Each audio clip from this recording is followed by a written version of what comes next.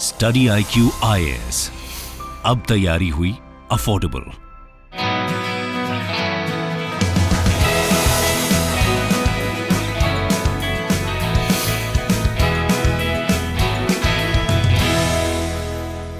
किसी भी गेम को जीतने के लिए जरूरी नहीं कि आप अपने कॉम्पिटिटर के मूव्स को कॉपी करें। हो सकता है उनके मूव्स जिसमें वो स्ट्रेंथ रखते हैं, आप अगर उसको कॉपी करने की कोशिश करें तो वो समय ज़ाया करने वाली बात होगी। बेहतर होता कि आप अपनी स्ट्रेंथ को पहचानते, उस पर काम करते। यहां पर मास्टरी लाने से गेम आपके फेवर में हो सकता था।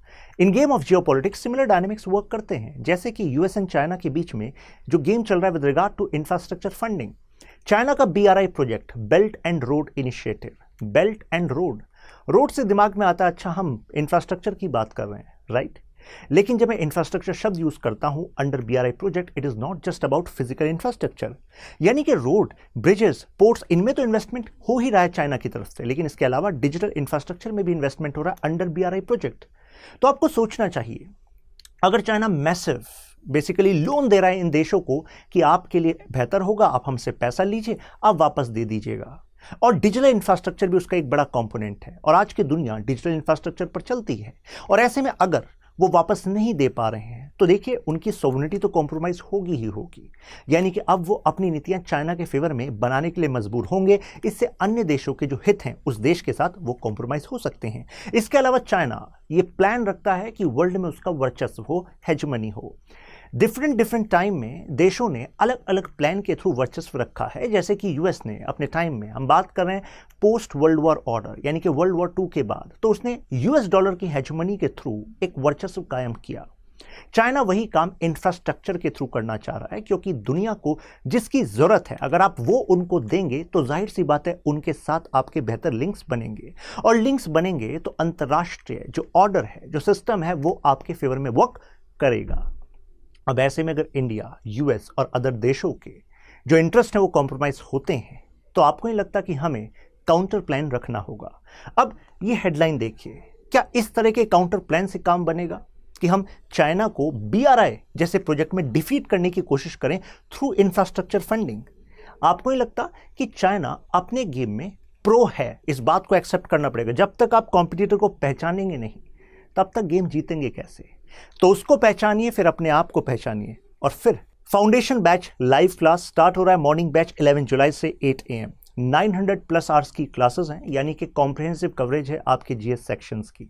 इसके अलावा 1-to-1 मेंटरशिप है, क्योंकि स्टूडेंट्स को इशू केवल कंटेंट का नहीं है, उस कंटेंट को मैनेज कैसे करना है, और उसके अलावा जो तैयारी के दौरान दिक्कतें आती हैं उसको कैसे सॉल्व किया जाए। तो ऐसे में जो अनुभवी लोग हैं, चाहे वो IAS टॉपर्स हैं या फिर रिटायर्ड सिविल सर्वेंट्स हैं, वो आपको सपोर्ट करने के लिए इस प्रोग्राम का पार्ट है। यहाँ पर आंसर राइटिंग मेंस के गेम को आपने अपने फेवर में कर लिया तो समझ लीजिए कि मेरिट लिस्ट में आपका नाम आने की संभावनाएं आपने कई गुना बढ़ा दी हैं, क्योंकि 1750 मार्क्स का तो मेंस है, इंटरव्यू 275 मार्क्स का है। तो इसी वजह से आंसर राइटिंग पर विशेष फोकस है हर एक क्लास में। तो आप त्यागी लाइव कोड यूज करेंगे तो जो वहां पर प्राइस शो रहा है studyIQ.com पर 25,500, वो रिड्यूस होकर 18,999 हो जाएगा। लिमिटेड सीट्स हैं क्योंकि लाइव बैच है, तो this the golden opportunity, join in, मिलते हैं वहां पर। शशांक त्यागी फॉर यू आप मुझसे जुड़ सकते हैं इंस्टाग्राम, टेलीग्राम, ट्विटर पर। वीडियो से जुड़े अपडेट्स, MCQs यहाँ पर आते रहते हैं। टेलीग्राम में रेगुलर अपडेट आता है विद रिगार्ड टू कौन सी न्यूज़ आपको पढ़नी है और वो सिलेबस के कौन से पार्ट। US अपने काउंटर प्लान में कह रहा है कि low income, middle income countries China की ट्रैप में इसलिए आ जाती हैं क्योंकि उनको इंफ्रास्ट्रक्चर की नीड है। For that they need capital as well as technical expertise. तो पैसा भी चाहिए और उनको तकनीकी सहायता भी चाहिए। अगर ये हम अल्टरनेटिवली उनको प्रोवाइड कर दें बेटर टर्म्स पे, तो उनकी चाइना पर निर्भरता कुछ कम हो जाएगी। China already bridges, ports, power plants, railways, tunnels ये तो बना ही रहा है, साथ में 5G वायरलेस नेटवर्क के लिए भी हेल्प प्रोवाइड कर रहा है। तो देखिए अभी आपको बताया, digital infrastructure is the basis how things work around the world. तो ऐसे में चाइना उनको प्रोवाइड करेगा, तो जाहिर सी बात है चाइनीज कंपनीज को एज यहां पर रहेगी कि नहीं रहेगी? बिल्कुल रहेगी। चाइना को फायदा क्या रहा है? एक तो चाइना एक्सपेंड कर पा रहा है अपनी मार्केट को। देखिए चाइना एक्सपोर्ट लेड इकोनॉमी है, तो उसको गुड्स और सर्विसेज को एक्सपोर्ट करना है। एक्सपोर्ट कब हो पाएंगे? जब कस्टमर्स होंगे। तो ऐसे में इन रोड्स, ब्रिजेस के थ्रू और डिजिटल इंफ्रास्ट्रक्चर के थ्रू वो क्या कर रहा है? अपना कस्टमर बेस बिल्ड कर रहा है। साथ में इंडेट में रख रहा है उन नेशंस को। जाहिर सी बात है वो और ज़्यादा निर्भर रहेंगे। तो ऐसे में चाइना फ्यूचर में उनकी जो पॉलिसीज है उसको क्या कर सकता है अपने फेवर में।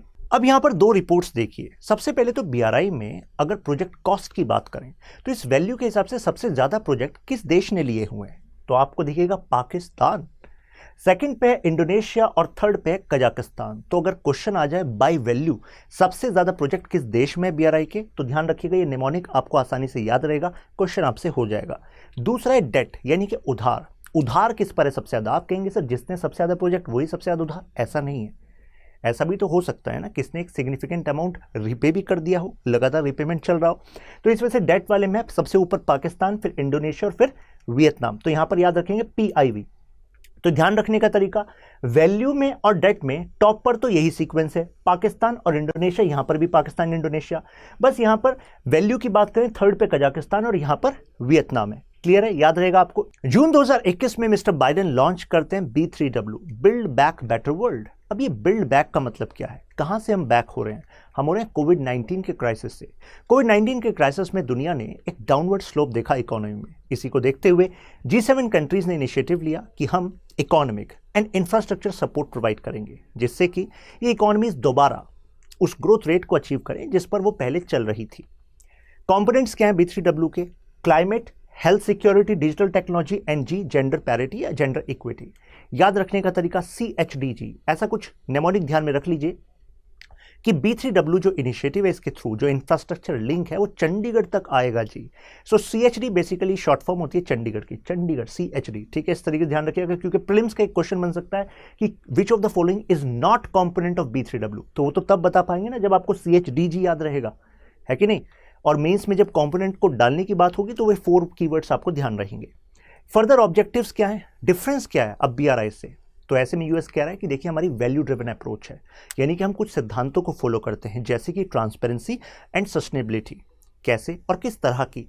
फाइनेंशियल भी, एनवायरमेंट बेसिस भी और सोशल भी, यानी कि हम कम्युनिटी का भी ख्याल रखते हैं। अगर कोई प्रोजेक्ट है वो इकोनॉमिकली तो बेनिफिशियल है लेकिन जो लोकल कम्युनिटीज है उनको काफ़ी ज़्यादा नुकसान होगा, तो ऐसे में हम उस प्रोजेक्ट को नहीं परस्यू करेंगे। Same with environment and same with financial viability भी होनी चाहिए। ऐसा नहीं है कि केवल हम रोड वहाँ पर बना रहे हैं, देखेंगे कि एक्चुअल इससे उस देश को बेनिफिट होगा कि नहीं होगा। क्योंकि अभी हमने देखा चाइना के केस में कई सारे प्रोजेक्ट्स फाइनेंशियली वायबल नहीं है, अराउंड 35 प्रोजेक्ट्स तो स्टक हो गए इस वजह से। नाउ गुड गवर्नेंस होगा, स्ट्रॉन्ग स्टैंडर्ड्स रखे जाएंगे। अब यहाँ पर एक ब्लू डॉट नेटवर्क आपको शो हो रहा होगा। ब्लू डॉट नेटवर्क एक्चुअली 3 देशों का इनिशिएटिव था, ऑस्ट्रेलिया, जापान, यूएस का। इसके थ्रू वो असेसमेंट कर रहे थे, स्टैंडर्डाइजेशन कर रहे थे ऑफ इंफ्रास्ट्रक्चर प्रोजेक्ट्स, सर्टिफिकेशन दे रहे थे कि हाँ ये जो प्रोजेक्ट्स हैं ये ज़्यादा सस्टेनेबल होंगे with respect to community, environment, climate etcetera. तो यानी कि ये ब्लू डॉट नेटवर्क जो है अब B3W का पार्ट है, एक कंपोनेंट की तरह। मीन कंपोनेंट मीन का मतलब है ये पहला इनिशिएटिव था, अब हमने एक बिगर अम्ब्रेला लिया है तो इसका पार्ट बन गया है। क्लियर है बात? क्योंकि सर्टिफिकेशन असेसमेंट तो पहली you can say first process होगा ना, उसके बाद ही तो फंडिंग होगी। क्लाइमेट फ्रेंडली रहेगा और साथ में स्ट्रॉन्ग स्ट्रेटेजिक पार्टनरशिप्स होंगी। इसका क्या मतलब है? क्योंकि ऑलरेडी हमने देखा कि कई सारे देश जो हैं वो डेट ट्रैप में आ गए हैं, राइट। लेकिन उनके डेट ट्रैप में आने से बहुत ज़्यादा नुकसान हो सकता है दूसरे देशों को, क्योंकि हो सकता है वहाँ पर रेयर अर्थ मटेरियल्स हो, एनर्जी नीड्स हो और उसकी जो लोकेशन हो वो ऐसी हो जो वर्ल्ड इकोनॉमी के लिए बहुत एसेंशियल हो। तो ऐसे में हम इन डायमेंशंस को भी देखेंगे when actually we are forging partnership under B3W, right. Low and middle income countries को तरजीह दी जाएगी जिससे कि ये मॉडल एक इंक्लूसिव मॉडल हो, सबको साथ लेकर हम चल रहे हैं। अब इश्यूज क्या हैं बीआरआई प्रोजेक्ट के? सबसे पहले तो जानते हैं कर क्या रहा है एक्चुअली चाइना, वो क्रॉस बॉर्डर ट्रांसपोर्टेशन को इंप्रूव कर रहा है।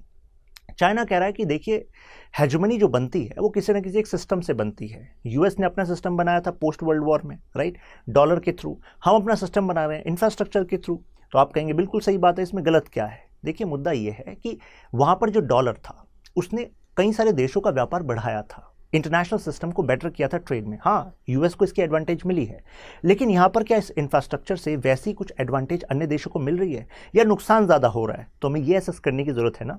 तो गुड्स एनर्जी की सप्लाई बेहतर हो जाएगी, यही तो बात कह रहा है बीआरआई। वो चाइना कह रहा है कि देखो एनर्जी के बिना चल सकते हो आप, नहीं चल सकते। एनर्जी अभी आपको कितनी कॉस्टली पड़ रही है, लेकिन अगर मैं इंफ्रास्ट्रक्चर में हेल्प करूँगा यहाँ पर आपको तो आपकी एनर्जी नीड्स आसान हो जाएंगी। तो देश कहते हैं बिल्कुल ठीक है। और यहाँ पर वो कर क्या रहा है? वो अपनी मार्केट के लिए डिमांड क्रिएट कर रहा है बेसिकली। अब बीआरआई के यहाँ पर 5 एक्टिविटीज़ हैं बीआरआई की, याद करने का तरीका देखिए क्या है।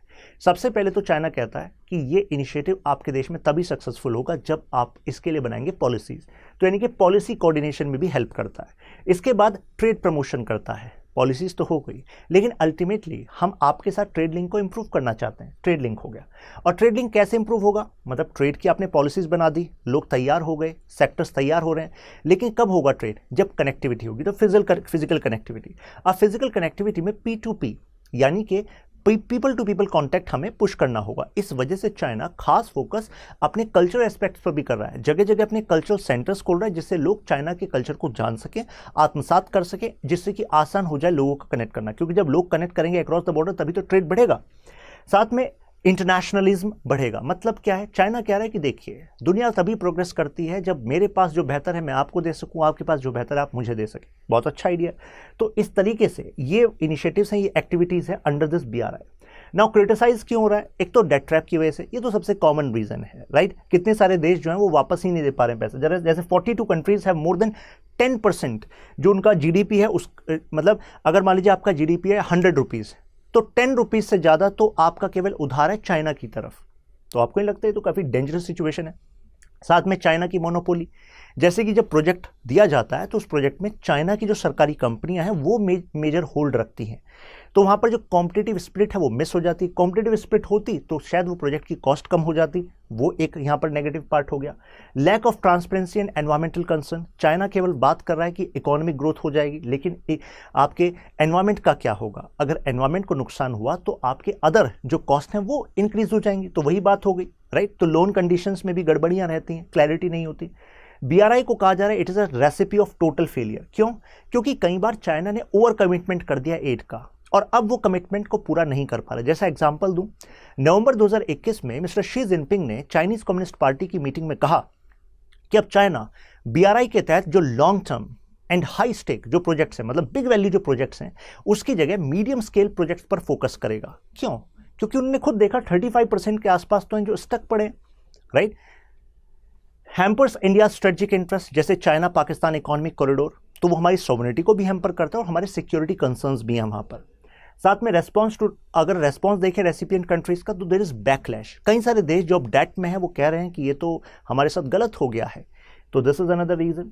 नाउ अब जो B3W है इसका भी नाम चेंज करने की बात चल रही है, हो सकता है नया नाम पार्टनरशिप फॉर ग्लोबल इंफ्रास्ट्रक्चर हो जाए।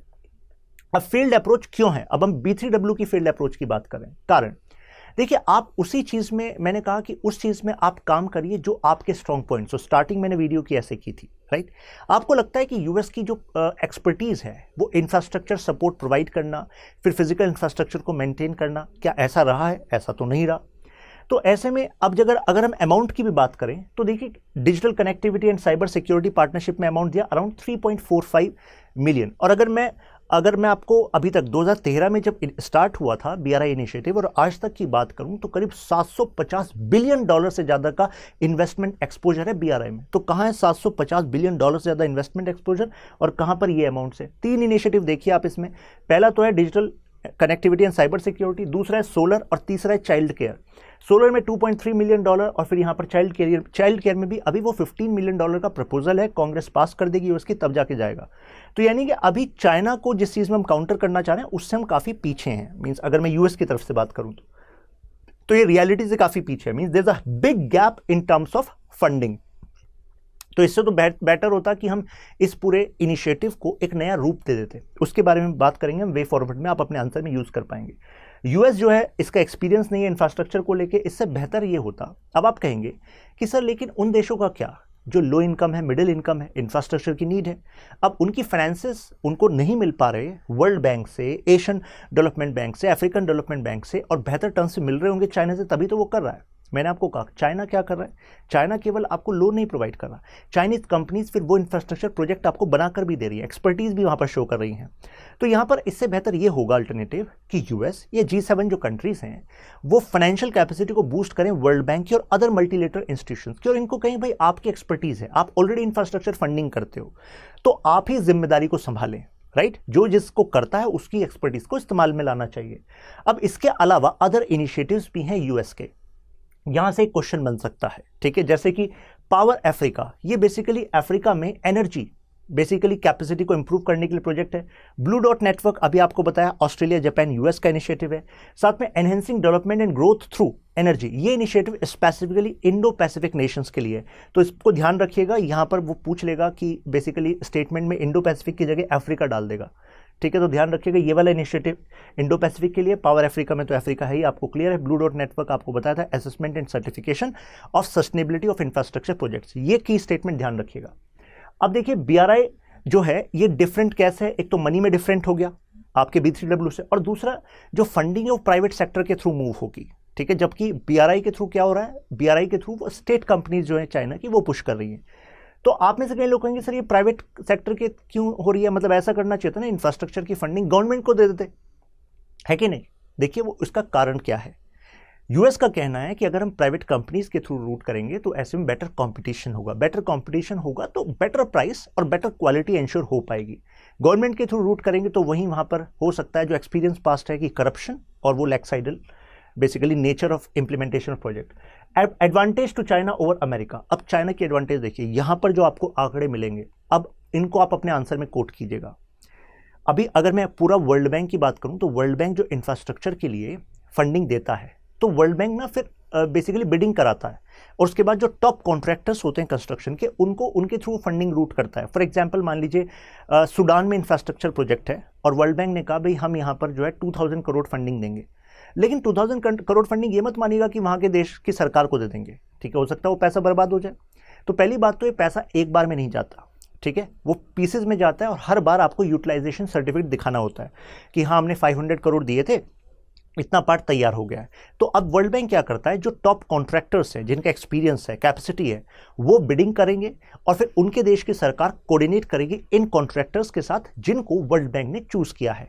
तो इसमें जो चाइना है वो डोमिनेट करता है वर्ल्ड बैंक में, यूएस नहीं करता इन टर्म्स ऑफ कंस्ट्रक्शन कॉन्ट्रैक्टर। और अगर आंकड़ा देखना, ये देखिए $2.3 बिलियन वर्थ कॉन्ट्रैक्ट्स वो किसके पास गए, चाइना के पास। एक साल में बात कर रहा हूं, $27 मिलियन। टॉप 20 जो कंस्ट्रक्शन कॉन्ट्रैक्टर्स हैं उसमें 14 तो चाइना के ही हैं, 6 ईयू के हैं। अब आप कहेंगे सर यूएस का नहीं है, नहीं, यूएस का टॉप 20 में कंस्ट्रक्शन कॉन्ट्रैक्टर नहीं है। तो आपको ये लगता कि यहां पर एज किसके पास है, चाइना के पास है। तो चाइना एक्चुअली डोमिनेट कैसे कर पा रहा है, आपके दिमाग में आना चाहिए कैसे, मतलब हाउ इज इट पॉसिबल।